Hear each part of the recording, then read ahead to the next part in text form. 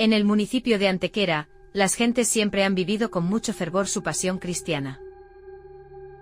Y no es por exagerar, conocido como el corazón de Andalucía, su localización le hacía un enclave vital para conectar Sevilla, Málaga, Córdoba y Granada.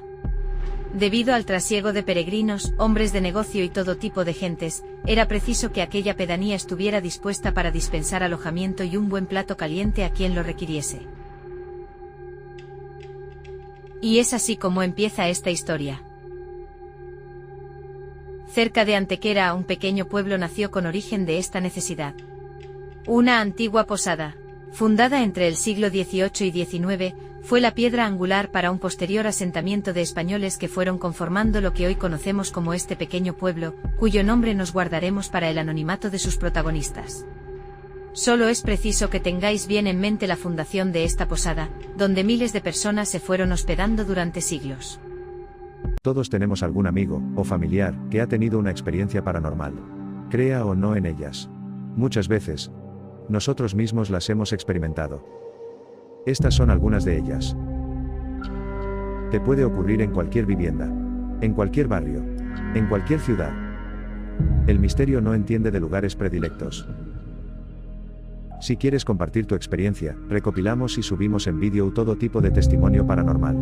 Para asegurar el anonimato, cambiamos el género de sus protagonistas, la edad y los nombres. Solo tienes que escribirnos a esta dirección de email.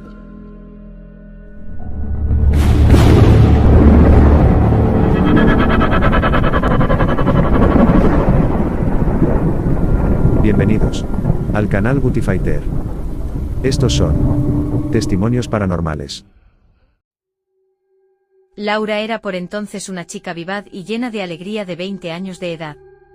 Aunque vivía en Madrid, su familia estaba muy enraizada en este pueblo y no había año que no faltaran a sus fiestas y otros eventos anuales que congregaban a toda la familia.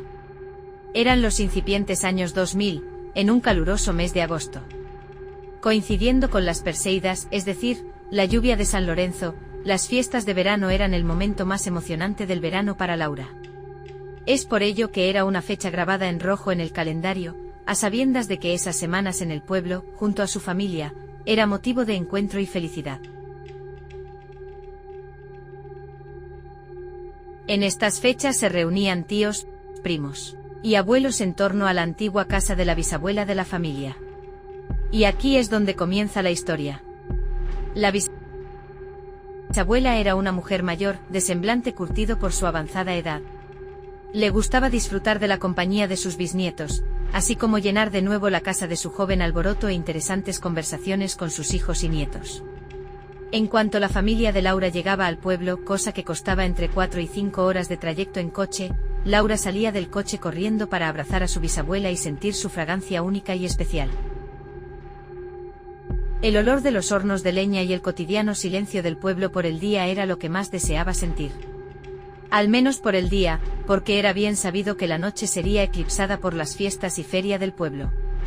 La música alta y las luces de colores, junto con el olor a comida recién cocinada, era el alma viva que respiraba aquel pueblo en aquellos días.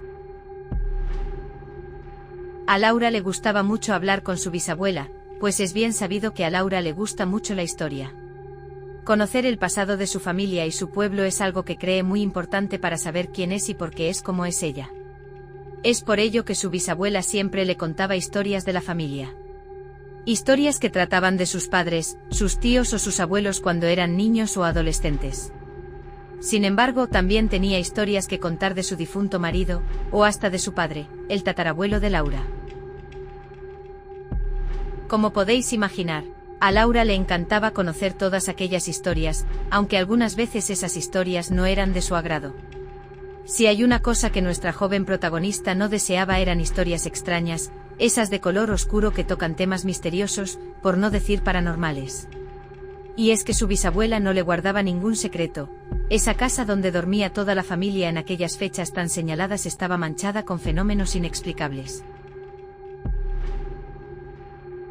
La bisabuela hablaba de voces raras que sonaban cuando creía estar sola, golpes en el suelo de lo que parecía un antiguo bastón. Pero eso no le interesaba a Laura, quien siempre trató estas historias como una mentira de su bisabuela para tratar de asustarla. No, Laura no creía en esas cosas o no quería creer. Además, ella no había viajado al pueblo para hablar de fantasmas. Ella había ido al pueblo para disfrutar las fiestas con sus primos y su hermano. Al caer la noche, tras una distendida merienda familiar en el patio de la casa, Laura y sus primos se vistieron con sus mejores galas para ir a la feria a subirse a las atracciones, comer algodón de azúcar, jugar a tirar los dardos e intentar ganar algún premio y a disfrutar, en definitiva, de una noche mágica de verano. Su diversión no tenía límite pues ya eran mayores de edad, y no tenían una hora límite para regresar a la casa familiar. Solo el cansancio haría mella en ellos para recogerse cuando creyesen oportuno. Eso sí, la única condición es que lo hicieran juntos y no se separaran.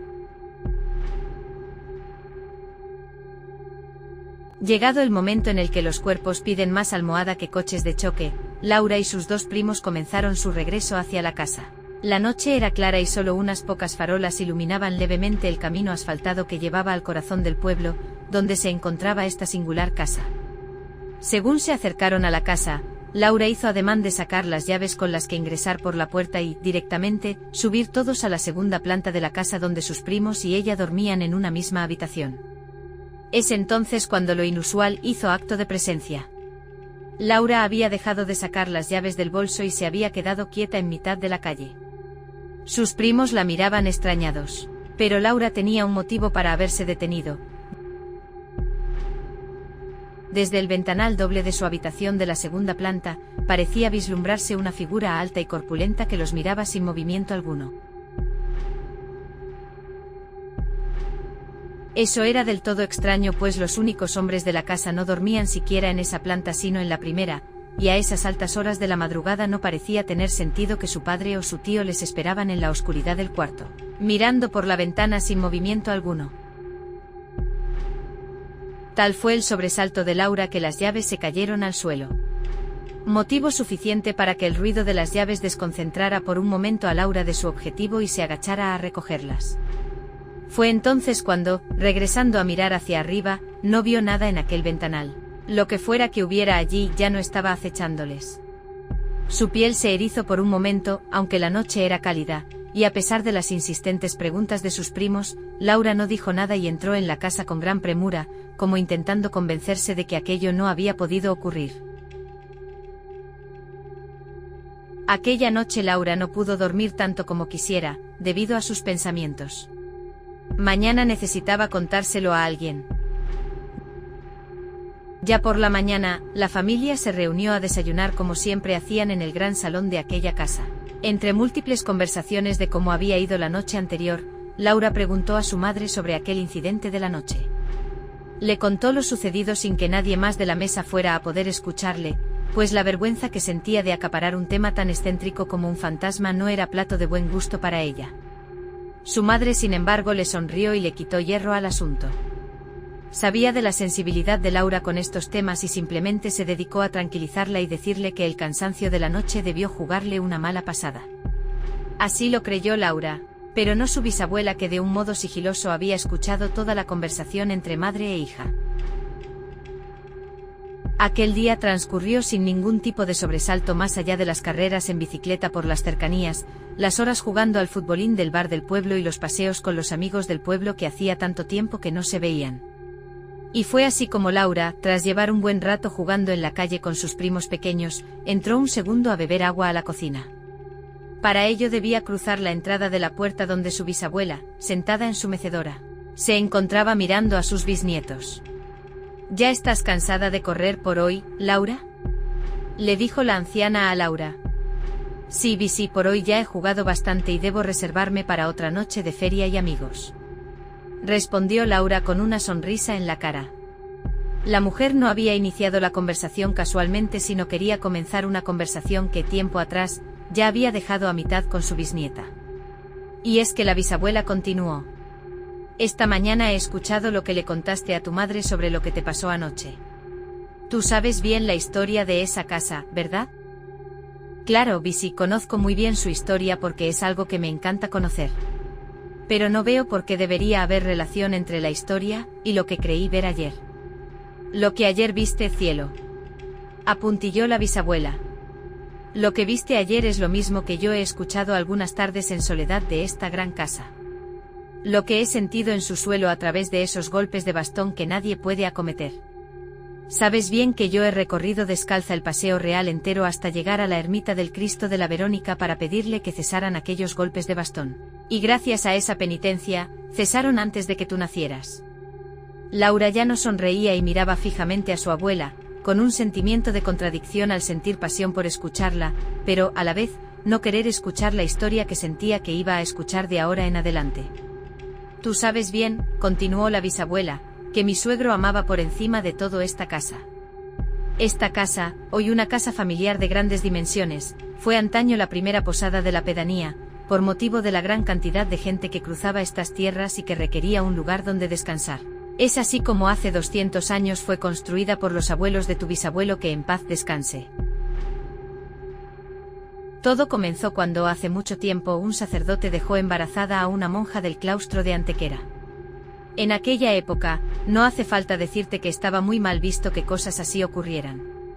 El sacerdote era un hombre de mucho poder por aquel entonces, y la pobre monja era la segunda hija de un matrimonio bien adinerado que, como se hacía en aquellos tiempos, era metida a monja al no ser la primera hija heredera, pues ese premio lo tenía su hermano mayor que había nacido antes. Era tal la vergüenza que podía significar un acto tan sacrílego como que una hija estuviera embarazada con los hábitos de monja, que los padres de esta chica entregaron el bebé a sus criados, los cuales era un matrimonio pobre que Dios no había dado la fertilidad de tener hijos.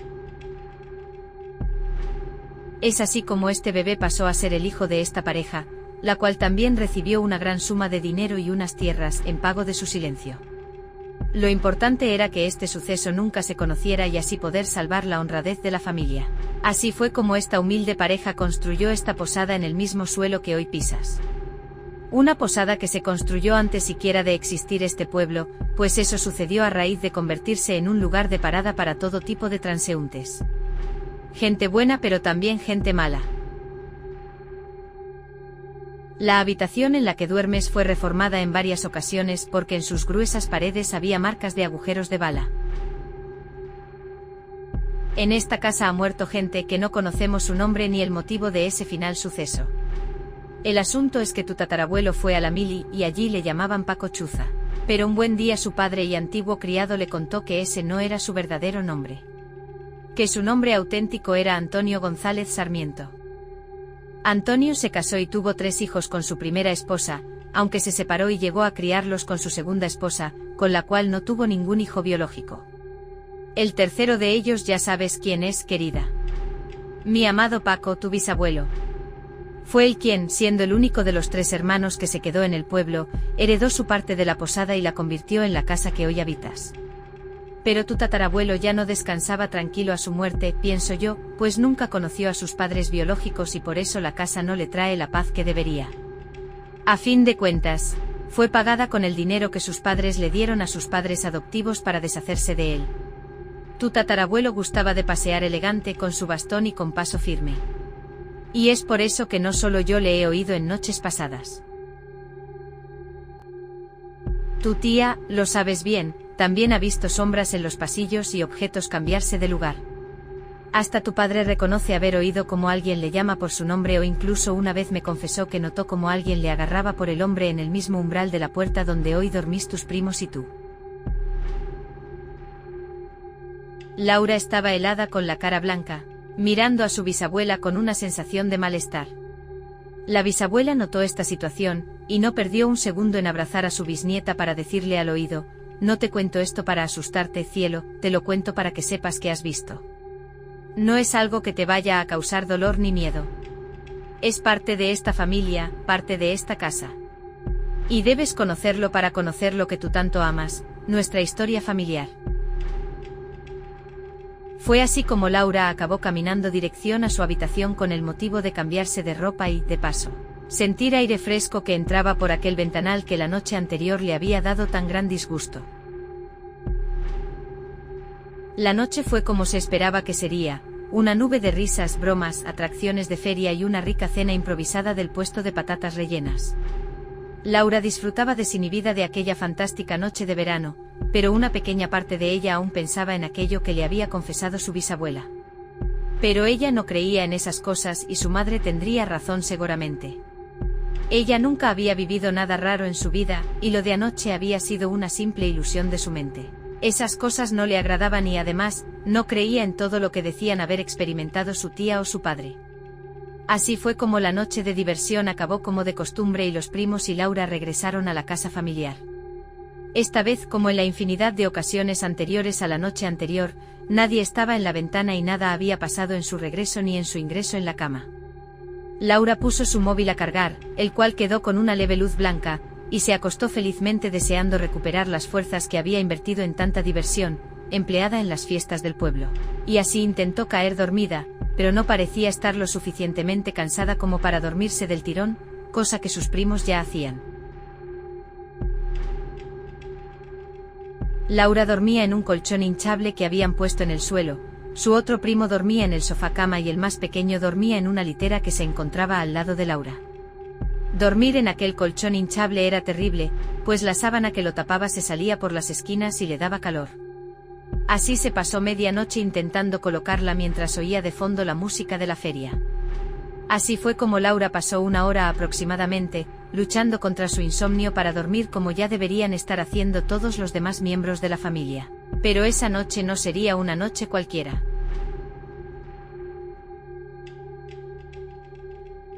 En esto que Laura estaba con la mirada perdida hacia la puerta, pues el colchón se encontraba en mitad de aquella gran habitación, pero era lo más cercano a aquella puerta de madera antigua pero férrea.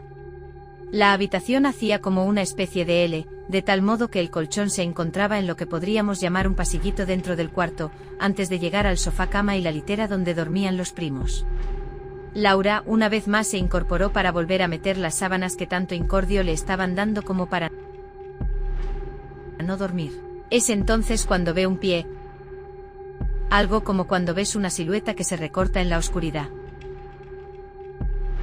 Debo apuntillar que sin las gafas que Laura llevaba durante el día, ella pierde visibilidad como para emborronar detalles de la vida cotidiana, pero no para no ver nada. Las gafas se encontraban ya fuera de su alcance a no ser que se levantara y las cogiera de la mesilla de noche donde las había guardado. Ella misma comenzó a preguntarse si no era eso fruto de su imaginación, pues siempre se había definido como una chica miedosa. Que me estoy aquí imaginando que están todos dormidos y no estoy yo para tonterías. Se dijo a sí misma interiormente. Sin el móvil a mano para encender la linterna ni poder encender la luz de la habitación, Laura se quedó quieta en aquella extraña postura de meter sábanas. Con la poza luz tenue del móvil cargando y de la luz que entraba por el ventanal, Laura se convenció de que eran cosas suyas y acabó de meter las sábanas por dentro del colchón. Es entonces cuando se giró para seguir durmiendo, a espaldas a la falsa visión. Pero el sueño no llegaba. Fue entonces cuando al abrir los ojos mirando hacia la puerta, ve claramente una silueta de un hombre alto que se ha ido acercando poco a poco hasta donde se encontraba ella. Es una persona, pero textualmente como si fuera de visita. Como cuando tú entras en una habitación y contemplas lo que allí se encuentra. Era una persona mayor bien arreglada con traje, con un bigote muy característico y su bastón de paseo. Laura entonces no tuvo dudas y entró en pánico. Su estado no le permitía llorar ni gritar, solo abrir como nunca antes había abierto los ojos, intentando conocer todo detalle de aquel ser que se le acercaba. Su corazón se aceleró de tal modo que sentía los latidos en las manos. Era como cuando tú ves a una persona de noche. No era translúcida ni tenía ningún tipo de resplandor o nada parecido. Era una persona que lentamente y mirando a su alrededor, entraba a aquella habitación. Y Laura era lo primero que iba a descubrir. En su parálisis, veía cómo ese hombre se acercaba a ella. Él, andando, miró a Laura. Quizás porque ella era la única que le estaba mirando, ese ser se percató de ello y miró fijamente a Laura. Es entonces cuando, ahora sí y sin dudas, comenzó a caminar hacia Laura para llegar a su encuentro. Parecía que su aproximación era para decirle algo. Él la estaba viendo y ella también a él. Quizás ese vínculo había hecho que su destino estaba claro. Laura. Su paso era tranquilo y Laura no pudo responder más que girándose hacia el otro lado, deseando que todo aquello no estuviese pasando. Laura comenzó a llamar desesperada a su primo con un hilo de voz tembloroso, tan nerviosa que creyó hacer temblar la litera con su mano apoyada en la barra de metal. Alberto, Alberto, por favor, déjame meterme en la cama, por favor, suplicaba Laura mientras sufría un ataque de pánico. Tras mira con el rabillo del ojo que aquel hombre anciano estaba a una distancia tan corta como para poder tocarle si así lo hubiera querido, Laura hizo un salto dentro de la cama de su primo y le abrazó fuertemente, cerrando los ojos y repitiéndose hasta el infinito: no, por favor, no, no, no. No quiero oír ninguna voz, no quiero que me toquen. Y así, agarrado a su primo como si no hubiera un mañana, en algún momento de la noche Laura se durmió de un modo que no sabría explicar hoy en día. Si sintió terrible horror, ¿cómo pudo dormirte en vez de despertar a gritos a toda la familia? Quizás haya otro misterio más importante detrás de este hecho, pero eso fue lo que ocurrió. El hecho fue que Laura despertó por la mañana con la pregunta de su primo: Laura, ¿qué haces durmiendo en mi cama? Laura se lo contó todo a su familia, pero nadie le creyó. Al menos públicamente nadie le dio importancia a lo que contaba aquella joven en la mesa del desayuno. Otra cosa era lo que cada uno pensaba por sus adentros. Lo que pensaba su padre, que había sido anteriormente agarrado por el hombro, su tía, que había escuchado voces, su bisabuela, que había escuchado aquel bastón con anterioridad. Su abuelo se calló como queriendo expresar que no la creía tampoco, pero un gran tabú se esconde tras ese silencio. Ese tabú de quien ve quiere ver el elefante en la habitación. Sin embargo, Laura fue descubriendo con el paso de los años que todos tenían alguna historia que contar sobre cosas que habían escuchado u oído dentro de aquella posada convertida en casa. Te lo cuentan pero que no te lo cuentan realmente, así lo expresaba Laura. El verano siguió con total normalidad, y Laura no volvió a tener que sufrir una visita inesperada. Nada ni nadie volvió a interrumpir su descanso, despierta o dormida. Eso sí, ella no volvió a dormir en aquella habitación y durmió con sus padres. Durante el mes siguiente en Madrid, Laura no pudo dormir sola ni con la luz apagada. Su madre tuvo que dormir con ella para tranquilidad de su hija. Y pasado el tiempo, cuando Laura siguió creciendo y se independizó con su novio, siempre es necesaria una tenue luz que arroja suficiente brillo como para que Laura no se transporte a aquella terrible noche en aquella habitación de la segunda planta. Como los niños pequeños necesitan una luz para vencer a la oscuridad. Pero la historia no acaba aquí, pues el destino a veces tiene estos caprichos que con el tiempo endulzan una buena historia. Pasados los años, el capricho quiso que el abuelo de Laura visitara, como hacía a menudo, la casa de su familia en Madrid. A su abuelo le gustaba sacar los viejos álbumes de fotos para rememorar viejos tiempos y enseñar a sus hijos y nietos quién era quién y qué hacían en aquella instantánea. Una tras otra, las hojas de los álbumes se iban sucediendo hasta que llegaron a una en particular. Tan particular y especial que Laura no quiso pasar por alto aquel escalofrío que sintió por la espalda y puso su mano en mitad de la página, deteniendo el continuo pasar de páginas que su abuelo gustaba disfrutar. Una foto enrollada debido a que era una vieja foto en blanco y negro que posteriormente había sido coloreada por aquella moda de la época. Era una foto de su tatarabuelo en avanzada edad. Una foto que Laura nunca había visto porque siempre había visto fotos de su tatarabuelo en la casa del pueblo, pero con una edad más temprana. Una edad donde era un joven padre y no un anciano que necesitara un bastón. Esa era la única foto que se había preservado de su última etapa con vida. Abuelo, este es el hombre que entró en la habitación aquel verano. Es él. No tengo ninguna duda. Esta es una foto duplicada para que los hijos la tuvieran. Es la única foto que tenemos antes de que falleciera, respondió su abuelo. Laura pasó a describir de nuevo con qué ropa le había visto aquella noche, con aquel traje elegante de color crudo, claro podríamos decir. Describió aquel bastón en su mano derecha. El bigote que había podido vislumbrar.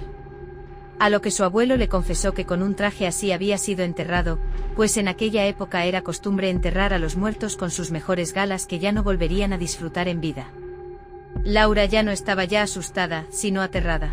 Ella no sabía que su tatarabuelo tenía bigote en sus últimos días de vida, ni el detalle del traje póstumo ni su semblante de mayor. Ella tendría que convivir con esa duda que en verdad no lo era. Ella tendría que dejar de pensar que aquello no lo había visto y que en verdad, eso efectivamente se le presentó aquella noche. Una historia imposible que sin embargo, había vivido en sus propias carnes. ¿Cómo convives con algo que no puedes explicar empíricamente? ¿Con quién puedes hablar de una experiencia así?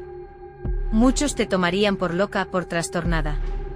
Pero Laura le sigue contando con todo lujo de detalles, y algo que siempre es muy interesante, el relato jamás varía en su riqueza. Ese es, en mi opinión, la mayor prueba de que aquello es cierto. Ese incidente ocurrió. Ese incidente sucedió en una casa por cualquier otra de un pequeño pueblo de un noble municipio de un país más del mundo como España. El misterio aparece de formas insospechadas y a Laura le ocurrió una calurosa noche de verano en las celebradas fiestas de su pueblo. Así pasó y así convive hoy Laura con ello, con los vellos de punta cada vez que recuerda a ese visitante de dormitorio que ella jamás esperaba ya.